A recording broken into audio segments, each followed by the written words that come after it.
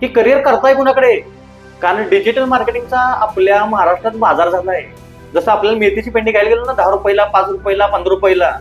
सांगण्याचा उद्देश तुम्हाला काय की तुम्ही जर चांगल्या इन्स्टिट्यूट शोधत असाल तर इन्स्टिट्यूट शोधताना नेहमी काय निवडा की तुमचा मेंटर कोण आहे. तो मेंटर जर त्या लेवलला गेला तर ते करिअर होतं.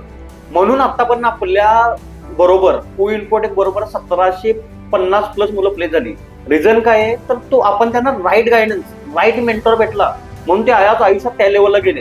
कारण भरपूर सारे तुम्ही जर माझ्या चॅनलला बघत असाल तर भरपूर सारे रिव्ह्यू आहेत ज्यांचं कोणाचं 40 एज होतं, कोणाचं 35 होतं. काही लोकांनी त्यांची जर्नी स्टार्ट केली, काही लोकांनी फ्रीलान्सिंग केलं, काही असे लोक होते त्यांना वाटायचं नाही की आयुष्यात काहीतरी करतील. त्या मुलांनी सुद्धा त्यांचं करिअर केलं. सांगण्याचा उद्देश तुम्हाला हाच होता की तुम्ही जर ठरवलं की तुम्हाला त्या लेवलला करिअर करायचं आहे, तुम्हाला फक्त समजलं पाहिजे की माझा मेंटर कोण आहे. मेंटर जर माझा चांगला असेल, मला जर गाईड आणि गुरु जर चांगला असेल तर तुम्ही कधीच हरत नाही. नेहमी लक्षात ठेवायचं गुरुच तुम्हाला ठरवतो की तुम्हाला कुठे घेऊन जायचंय.